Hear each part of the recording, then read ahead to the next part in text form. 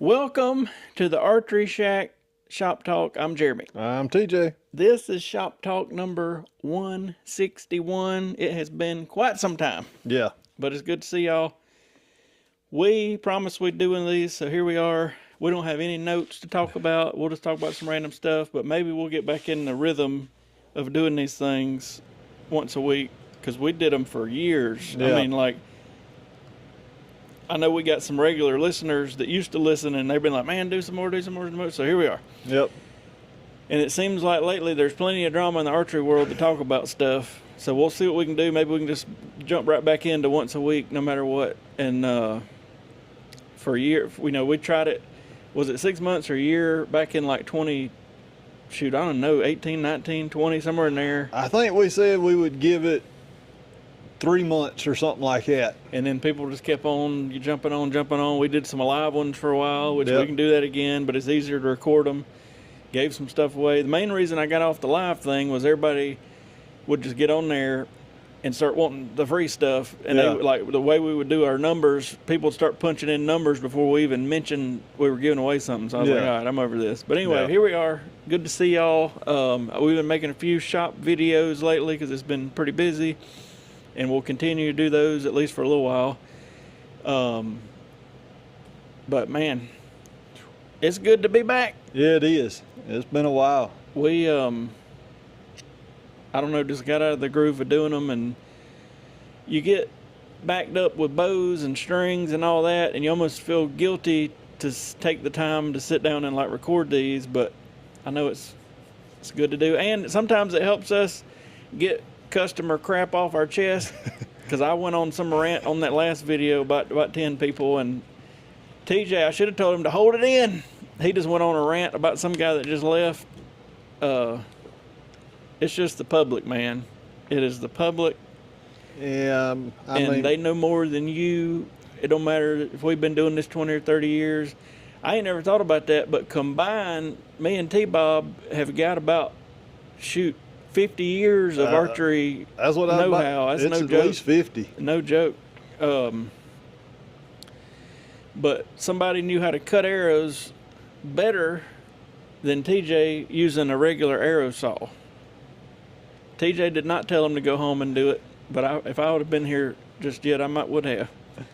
Because I told y'all I'm over these people. Thank God the ranch ferry people have calmed down. And it's not even that I mind the ranch ferry people. It's just they wanted to come in, every one of them, and talk for 3 hours about what they've heard read online and all this stuff that the ranch ferry had posted. And we met the fella. I mean, he's okay. Yeah. He's not he's not an archery god, but people would come in and we know all this and we'll build it however you want it. But my thing is, I don't want to sit here for 3 hours and hear about how you went from 210 grains in the front to 546 and the trajectory matched that of the Apollo spacecraft. You know what I mean? I don't care. I just want to build your arrows and let's go to the next person. I do not care. And so we got over that. I don't even know what the current trend is. I think we're coming down off of some of the high poundage trend. Yeah. We sold more 80-pound bows probably was about a year back, and then 2 years before that, that got big again. And I think that's because these bows have just hit a wall. I agree. Somebody mentioned it on something I was listening to the other day, and they were like, really for about 10 years now, not a lot has changed. And I agree. The speeds have stayed the same for longer than 10 years. Yeah. It's more the tuning aspect of it now, and we're going to talk about that in a minute. But, now they got cams that can be moved and limb pockets and all this fancy stuff. And I'm all for that, because the days of us knocking an axle out and 25 shims going across the floor, I hope are soon to be over. Now, I mean, you're still going to have them on your El Cheapos. Yeah, your El Cheapos and a lot. I'm not going to say a lot, but a lot of your ready to hunt packages will probably still have, I would say, that $500 price range. Yeah. And I mean, they're great bows for people starting out and don't really want to put a lot of money in it. It just sucks when it turns into a tuning nightmare. Yes. And sometimes it does, and you don't know, Paco or whoever's putting them together down there in Florida, they just slamming stuff together. I don't know how many bare bows we had come in, and occasionally one would be shim for a left-handed bow, or we get a left-handed bow that'd be shim right-handed. Yep. And it was like, what in the world's going on here? We had bows show up with cables off and blew up, and it's like, this is great quality control. And it's not just from Bear. I've seen it from PSC in the past and everybody else, but and I understand this is a mass-produced thing. Yeah. But that's one reason with them bare bows, we did pretty good with like the legits and all that, because like, all right, we're going to put our string on it. We're going to go through this thing, which is really what it needs. Because otherwise, it's just like you going to the Bass Pro or something and picking it up, and God knows, we know Bass Pro ain't going to put it on no kind of timing board, you know what I mean? You're going to get it like you get it, you know what I mean? It's just, it is what it is. Speaking of that, I've got a Sanlida X7 coming to play with. They actually sent one last year, and I had recorded a pretty bad review of it because mainly they put these big 4 or 5 inch fletchings on it, and it didn't matter how far forward you could put that rest, the fletchings were in it, and then when you'd go to draw, it knocked the arrow out, and it's like, this is a major safety problem. Well, before I published the video, they emailed me and said, listen, we realize there's an issue. Before you publish your video, we're going to change some stuff and all that. And I just ended up, I didn't even publish it because I was like, most of the video was me raising hell about it. So we'll see if the new one, if they fixed it like they said or what's going on. But I know it's cheaper. Talk all you want to talk about Sanlita. And I hadn't listened to anything archery in a long time now, years. I listened to a few things here lately, and somebody's on there trash talking them. But I'm sorry, what other bow for how much are they? $170 or something? I don't know. I know the Dragon X8 is the one that we played with, and I mean for the money, I think they were $300. Let me look real quick. Hang on. They might.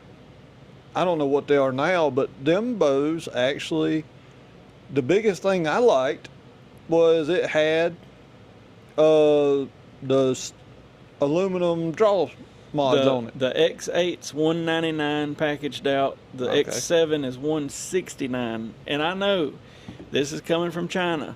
Blah, blah, blah, blah, blah.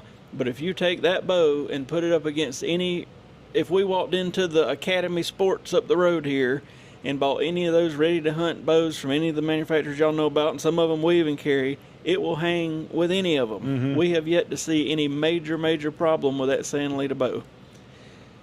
So all that to say this, I got the X7's coming. I really don't know much difference on the X7 and X8 other than it's cheaper, and I know there's a major crowd that goes for that price point of bow.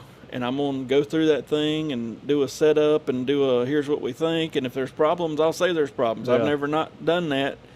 But that, I'm telling you, that X8, for years and years, we tinkered with them and never had any major issues at all. The issues we had was dumbasses that seen our video, bought them off Amazon, and then called us. They blowed up, and they've dry fired them or derailed them or whatever. And it's like, no, it ain't the bow's fault. It's because you don't know what the hell you're doing. So anyway, I'm gonna go through the X7. I don't know much about it. That one last year, I don't even remember this. I mean, it was very similar to the X8. I don't remember the difference, but it's cheaper for $170. What pisses off the archery shop owners, and don't get me wrong, I'm not happy about it either. There's no way for me to make money on it. Like, it'll hang with a $350 bow or $450 bow or whatever. But people buy them and can have them in 2 days from Amazon for $170. You walk into any shop, about the cheapest you're going to find new is $450. Yeah, $450. I mean, maybe some older discounted $350. So nobody can touch that price. And Sanlita don't sell to like a dealer. So that's the problem. That's why I'm just being straight up. It don't help me any that they're selling them on there for $170. But we made some videos about them when people needed strings for them or needed help setting them up. They bring them by or whatever, and then we can make a few bucks helping them out. Basically, is what I'm saying. But that video is coming up. Let me pivot what everybody's talking about currently to this Bowtech lawsuit mess. Oh yeah. A couple of years ago, I can't remember the financials of it or if it was even released, but Matthews sued Bowtech for a couple things, and Matthews won. Yep. And now Bowtech's going after some small fish about the way basically the cams are being able to be tuned, moved left and right. Honest to God, I want to get one of those Truth archery bows in my hand and try it out because I like the people that started the company. I like Kevin, the Pigman. Yep. We've met him I don't know how many times. He's funny. He's good. He's cool. I've yet to shoot one. I've looked at them online. They look good. But I'd like to hold one to be able to look at whatever. But supposedly, according to, you can listen to all the stuff I've listened to, according to Truth's lawyers, they're good. According to Bowtech's lawyers, they can sue them. So I don't know what in the world that's all about. And you hear all sides of the story from people that come in and don't know what they're talking about either. But is Bowtech just trying to recoup a few bucks because they've got sued or who knows? I don't know. The archery industry is the most up thing I have ever seen in my life because it's so small, but everybody's going after each other. And now that there's no other way to go with these things, obviously speed. Yeah. I thought at some point, I've said this for how many years on this podcast, I was like, at some point, somebody's going to come out with a speed bow. It's not going to be shootable. It's going to have like a 4.5-inch brace height, but it's going to hit 400 feet per second. Yep. And it's going to be a big wow. But that ain't happened yet. No. So I think, was it Obsession with the Lawless I feel like Obsession that had that? was the last 380 feet per second or something? Even back in like 2015-ish, 16-ish, when everybody else had kind of done gave up on speed a lot. Mm-hmm. Obsession was like the last, hey, this bow shoots decent and it's fast. Yeah. I mean, Bowtech's had a couple, but I don't know. I just don't know. If I was an archery company, I mean, I'd put it out there. This bow is not a bow you want to buy. It don't shoot. It's hard to shoot. It's got a teeny brace height, but it's going to scream. It's going to smoke. Smoke them if you got them. Call it the smoke. Yeah. Patented by the Archery Shack. But I don't know. I think that's why the 80-pound craze came along was people's like, you know what? I don't have anything else I can do to get speed. Yep. I want to go a little heavier on my arrow, but still maintain or get a little bit of speed. So I'm going to go 80 pounds. And then, we went through all that. And well, if you go back and really look, and you'd probably have to be in the archery industry at some point in time, but it's a fad. Because I remember when back in Bucks and Bass days, I ran into Dave at Food Line, I tell you. I ran into Dave, and we reminisced for about 20 minutes. He said he's going to ride out here at some point. Gotcha. And he said he'd just run into Daryl and Travis last week or something. They were doing something. I don't know. Oh, Lord. Sucking. Anyway, I don't know what they're doing. But we seen, it was a trend. Heavy back then was 450 grain. That was heavy back, 25 years ago. Well, then you wanted that 375, 395 grain arrow for speed. So it's a trend. We're coming out, the heavy stuff come up, and now we're trending back down to like in the middle of the road, like a 450 grain total arrow, and still keeping some speed, but there again, the bows have kind of hit a brick wall. They're pretty much just changing cutouts and risers and adding this to the riser. I mean, everybody's got some sort of movable cam now. Maybe not like Bowtech or Matthews on the actually, connected to the axle, but they've got some way that's a lot easier than the shims. But even when Bowtech come up with it, and we had got a few Bowtechs in, and I was like, what do they call it? The deadlock. I was thinking cam lock.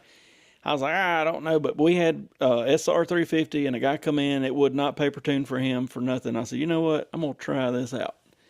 I swear, I gave that thing like 1/8 of a turn, and it bullet hole. And I was like, I'm sold. You know what I mean? Like, I'm more sold than the customer is, because normally we'd already went through a few things, but here we go jumping through hoops, basically trying to get this bow to shoot to somebody with a weird grip or bad form or whatever, and we can get into that whole conversation. But, I mean, I did a little bitty tweak and boom at bullet hole, and I'm like, man, that was nice. Because we've had to get before into swapping limbs out and shims and stuff going all over the floor, and just a nightmare. Yeah, it sucks trying to move a 10,000 shim from one side to the other, and you drop it, or you think you got it and you don't.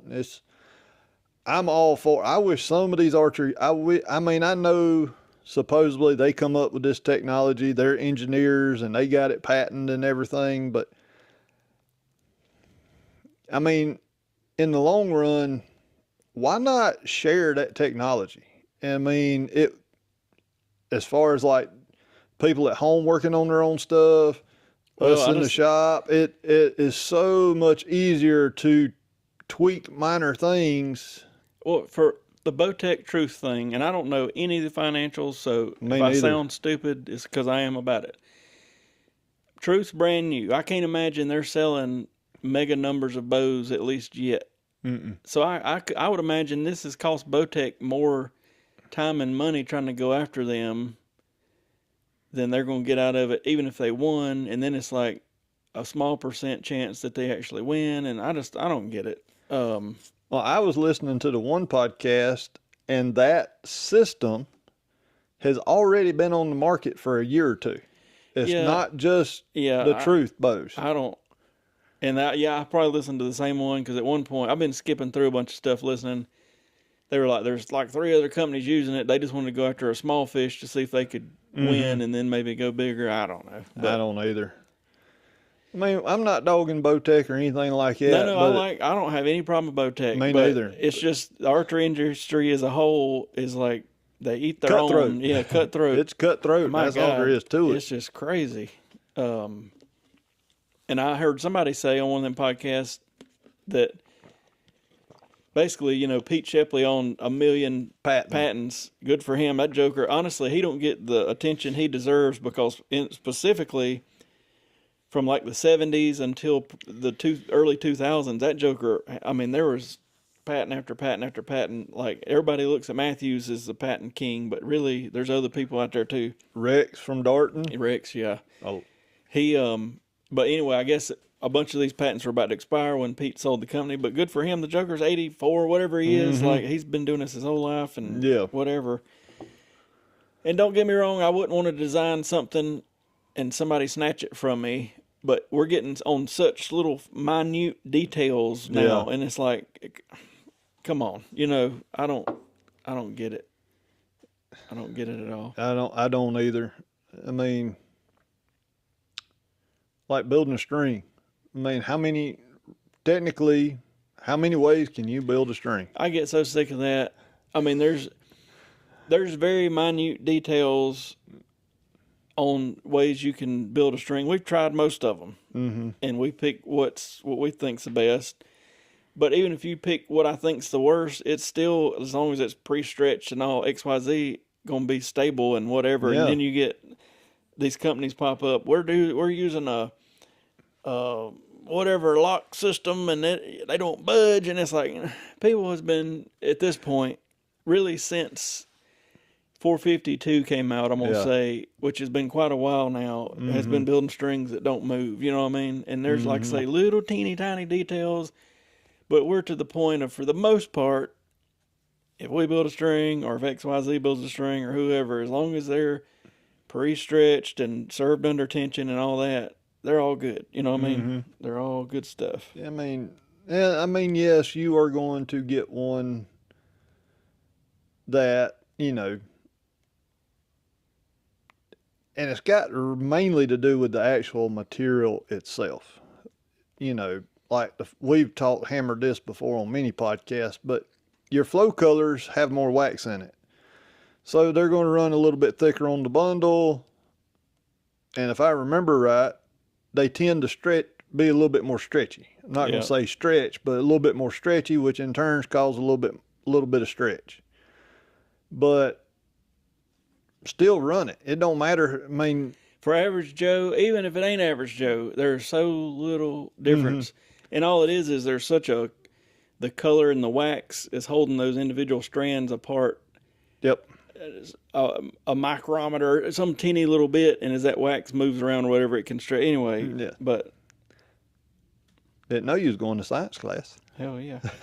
But, and it's like this. There's only 2 string material manufacturers out there, so everybody that's building strings is either running either one of them or both of them. Yeah, and I think Brownell's back in France or something now. I But think so, too. I don't know what their deal is. I don't either. It's still crazy that they went out, but it is what it is. Basically, BCY's got The market. 80+% of the game tied up, and that's fine. That's perfect. But anyway, I don't know. And I'll tell you what is funny. I was looking at possibly switching to that. What's the new 452 called? Extra. And then and some of the things we're in with the string builders, people were having so much issue. I was like, nope, we'll stick to X99. The X99 has been tried and true, and we've tried all sorts of different stuff, but the X99 is, in my opinion, just where it's at. And hopefully they don't, change it or do nothing. But I mean, X99's been out how long now? 2.5 years? No, a lot longer than that. Longer than that? I mean, it's been out since, golly. 81. I know it was because you had 8190F and BCY X. And I can't remember what X9. It's got to be knocking on 10 years. Oh, good Lord. I didn't. That's about right. Hang on, I'm just seeing if Google can tell me, but it may not.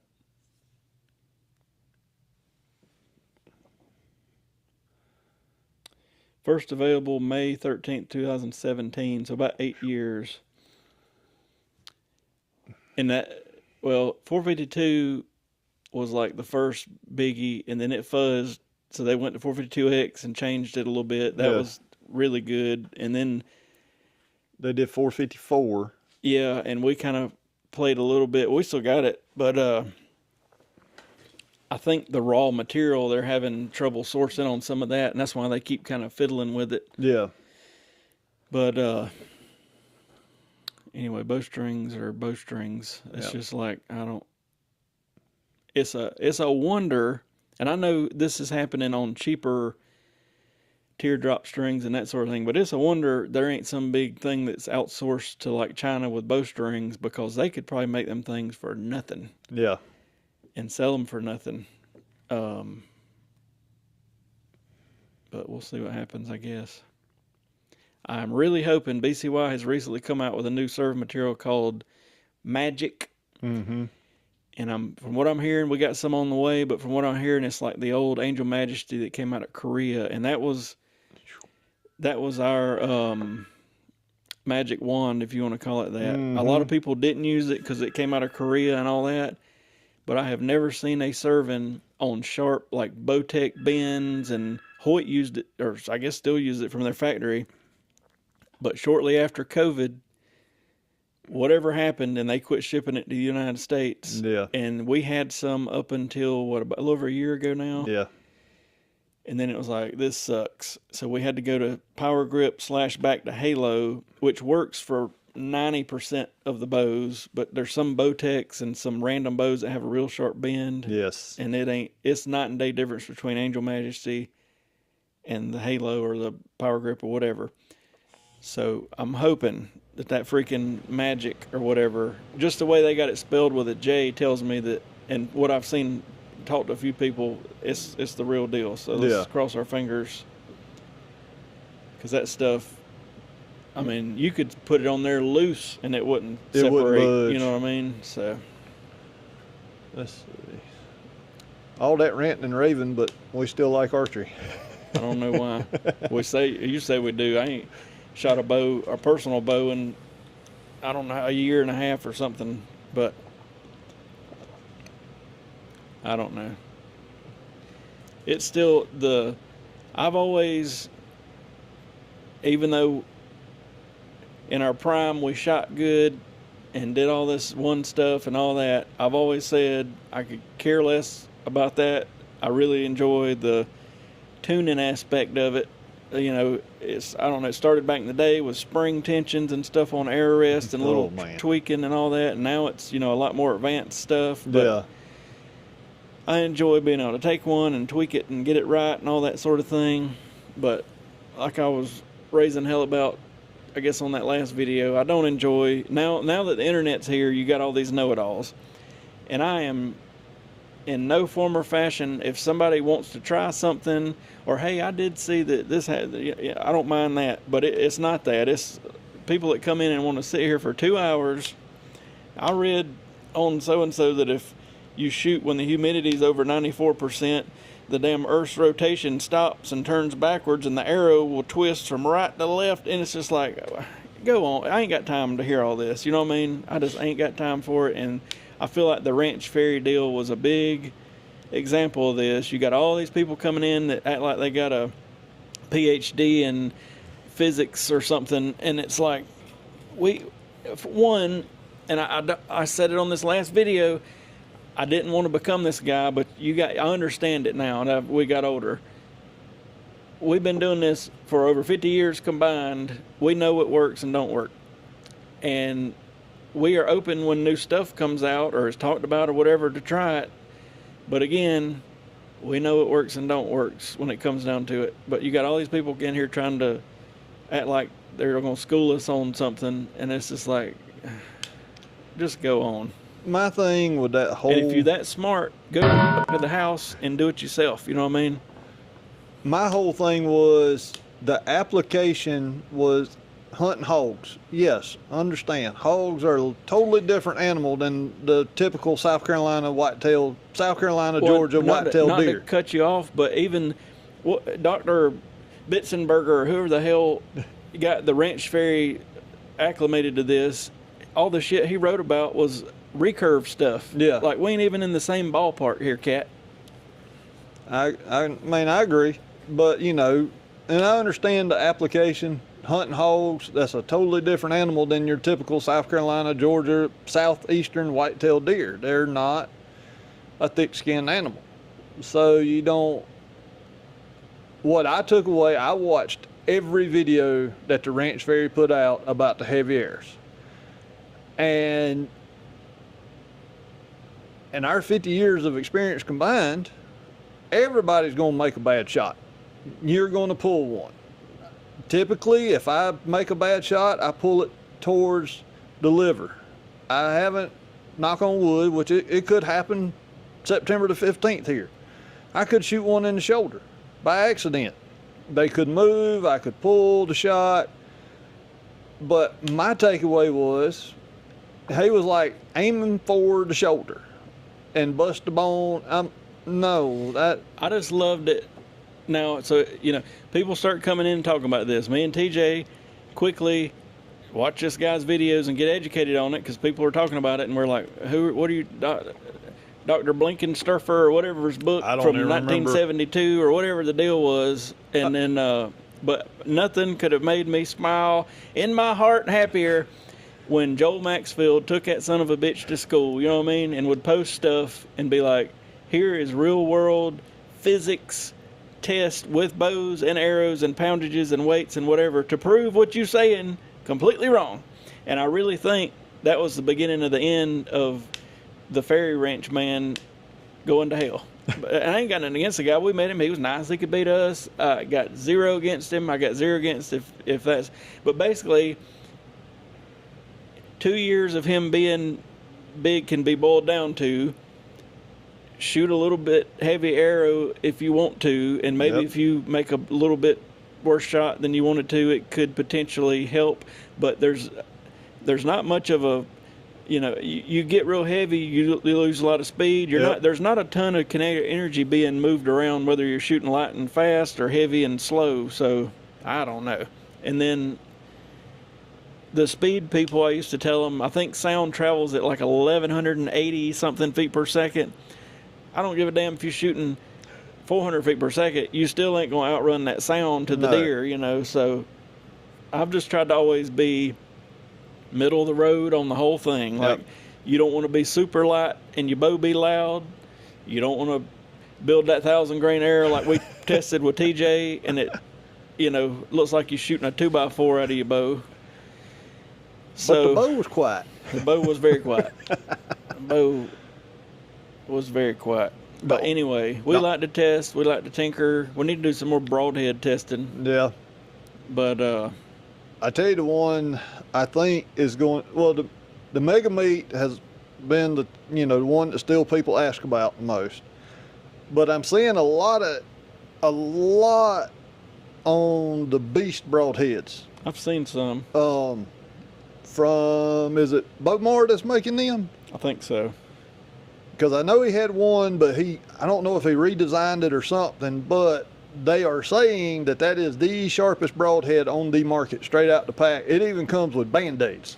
I want to figure out, I need y'all to think on this for me. How can we check broadhead sharpness? Because we just took an old rubber band and, like, by feel on our videos would say this sharp, this is not sharp. We got Cat Daddy right down the road here. He's using a grain scale, but the problem with that is if you got more surface area on, let's say you got a 1-inch cut versus even a 2-inch cut, you're going to have more surface area for the 2-inch to go across. So to me, that ain't going to be exactly accurate. There's got to be some sort of a fancy, maybe I'm wrong, and it gets down to, like, if you do something like that, is the tip sharp but the blades ain't sharp because that initial cut's kind of what it's poking through. I don't know. I got to figure out a way, and there may just not be a way. It might just be, I felt like at least some of our crowd that trust us when we do them broadhead tests, and we'd just be like, all right, we're going to take a rubber band, and sometimes boom, it cut it. Sometimes you'd be sawing on it. It'd be like, we give us about a 2 out of 10 out of sharpness. You're going to trust us. But I don't know of a legitimate way with broadheads with all different, cutting diameters to make that right. I don't know. I guess it would have to be something like a damn hair or something that would just touch just the blade on each broadhead. We're not talking about like pushing it through something.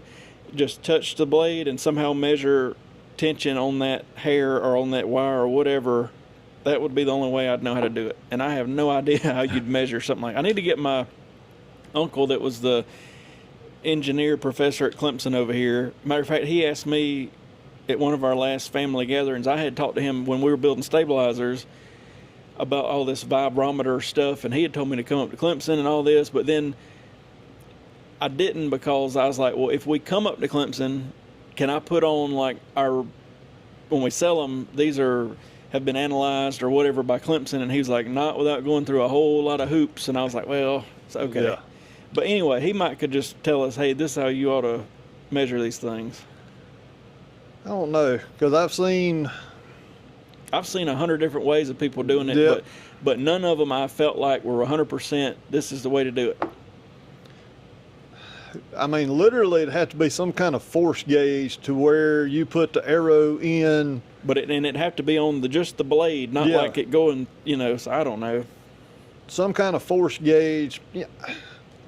I don't know. What would you use? 10-pound fishing line or something like that, stretched over a spot, and then just, I mean, not just something that'll drop it down and it measures how much force it took to cut that line. But there again, but then how much tension do you put on the line? Yeah, and you're going to get into a whole can of worms of like, then the broadhead needs to approach at the same speed and all this crap. So I don't know that there's there probably is. Maybe somebody can comment. I'll talk to my uncle too, but how to make all that work.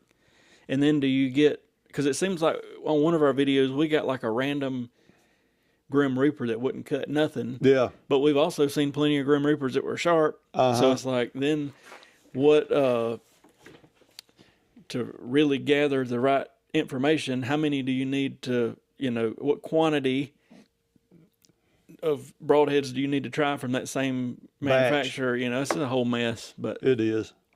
The way we were doing it was the redneck way. You know what I mean? We're going to pull out 2 or 3 of them, play with it. Is it sharp? It ain't sharp. Go out there and fire it into a few things, into some wood, into the iron buck, into the foam. Does the blades fall off? And then you either get the thumbs up or thumbs down. That's basically what it is.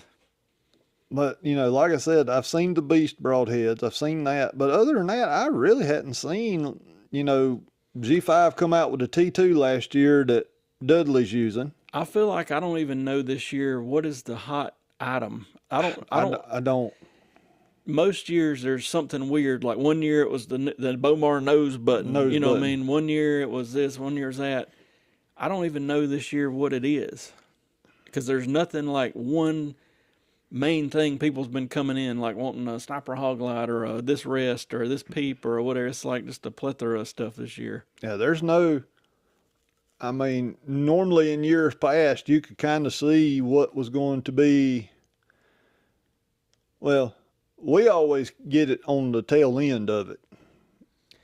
Yeah, and I do feel like I do a bad job at getting set in my ways sometimes, because like, you know, the whisker biscuit, now this is going back 20 something years, but the whisker biscuit came out and I'm like, there ain't no way, but it's a great, you know, it ended up being a good rest. And then the limb driven stuff come out and we're like, I don't know about this, but it's super easy to tune with them, you know what I mean? And this, that, and the other. So I agree. Sometimes we on the end of some of it, because I'm just kind of like, but there's been 100 other things we've jumped into and it turned out to be a piece of shit, you know what I mean? So like, I don't really want to make that mistake, but it is nice when you can pick out something cool and it works out. Like I said, as far as I know, air-wise, it's been that, what I'm seeing is that Easton, that new Easton 5.0 and the Victory HLR air. Yeah.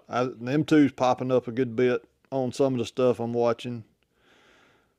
I mean, UltraView is still a big thing that's talked about, but it's also one of those, like, your upper echelon spenders are going to buy it, but your average bow hunter ain't going to spend that much money for the most part. And then the older UltraView stuff had a lot of plasticky stuff going on that I wasn't a huge fan of. I mean, don't get me wrong, they've come a long way. They have. They are the premier, you know, company for a lot of things now. But, I mean, that's talked about and bought some. And then we're seeing more and more of these damn Garmin and Burris type sights or whatever. So, I mean, we're obviously seeing more crossbows. I don't know. But it's been, I really need to start, just leave a book back here. And when we think about stories, just make a note, because there is so much stuff. I don't think we're old yet, but there's so much stuff that has happened that I have completely forgot about. And then you or somebody will say something and I'll be like, dang, you remember that time? Yes. And it's like, I ain't thought about this in 25 years and I'll never remember it again. Yeah. But we write our book, our memoir, however you say it, and sell 3 copies. We can put all these stories in it. But I ran into Dave. We need to get Dave on here. Oh, man. Dave owned Bucks and Bass back in the day in the early 2000s. Big store. Guns, archery, fishing, hunting stuff, all that. And we worked there. But that's where we really cut our teeth in all this mess. It's where I was already working on bows and all. But I'm so glad Bucks and Bass came along, because we went from working on a few bows to now, at the time, we're the #1 Matthews retailer in the Southeast region. You know what I mean? Like mega numbers of bows. And we learned how to quickly do things and how to make stuff tune and all this crazy stuff. But anyway, he said he'd run into Travis and Darrell. He was talking about that crossbow. And I said, Dave, I'm going to be honest, that thing was in a house fire. I would not shoot it. But if you want to pull it back, I was like, maybe we could rig up some sort of way that we could at least not cock it, but bring it back a little ways and see if it's going to... He had a crossbow that was in a house fire, and we put strings on it, but basically said, we ain't cocking this thing, because the fletching were melted off of the bolts. But anyway, he said he'd seen them, blah, blah, and then he was like, man, that was the good old days. And I was like, yeah, it was. We still talk about it all the time. Yep. And he was at the food line, and he said... Lauren lives beside him now, and he's not working for Oscar. He's working with his cousin, and they mount overhead cranes in like factories or something. Darn. And he said like they might not work for 2 weeks, but then they might. He said 2 or 3 weeks ago they went up to like Washington D.C. and worked for a week and a half and all this. But anyway, Darn. But anyway, those were the good old days, and we learned a lot. And it was. I don't know why an American chopper thing popped up on my phone the other day on YouTube, and I thought it was almost identical to the situation we were in. Dave owned the place. His stepson originally was going to kind of be the manager, I guess you'd call it that. But then he turned into more of the fishing guy. But they had a unique thing going on, and we had a unique thing, and there was all these crazy customers and stuff going on behind the scenes and all this stuff. Like, we could have literally had a reality show back then, just like American Chopper, basically. Yes. But man, there's so many stories, I can't even think of them all. But I might see, if no joke, if Dave would come on here one day, we could probably talk for 3 hours or something. Yeah. But yeah, probably so. It's crazy. I'll tell you what, we'll get off here. I promise we'll do another one next week, because we can sit here and talk for a couple hours ourselves. But maybe we won't rant as much. I enjoy that part. I feel better. I don't know if people want to watch all that, but if we could, I've done better about talking about situations. But if I could, I don't even have to say names. I just know there's a quantity of people that watch this that would get their feelings hurt. But man, if we could tell some of the stories, it would. I still thought about, y'all let me know what you think. I'm not trying to like take anybody's money, but if we started the membership portion of this YouTube thing, and I don't care if it was $2.99 a month or $5 or whatever, I feel like maybe that would be enough money for the scragglers we're going to talk about to not even know about it, but it would get our core crowd, and we could be like, listen to this shit. You know what I mean? We had old Adam come in here and XY, you know what I mean? Like, we could really rant about some stuff and raise hell, and it wouldn't get us in trouble. I don't know that I really want to do that, but I think it would maybe just put our core group of maybe 20, 50, 100 people into that group, and we could be like, all right, besties, here's what's going on. Y'all ain't gonna believe this shit.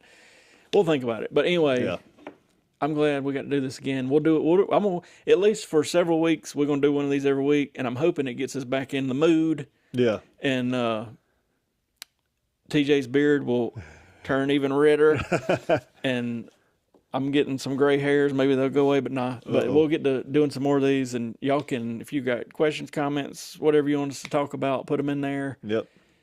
And maybe we can have a person or two like Dave on here. I don't know how deep I'd love to ask Dave some deep questions, but I don't want him to get mad at us either. You know what I mean? So, but anyway, we'll see y'all next week. Thanks for watching, and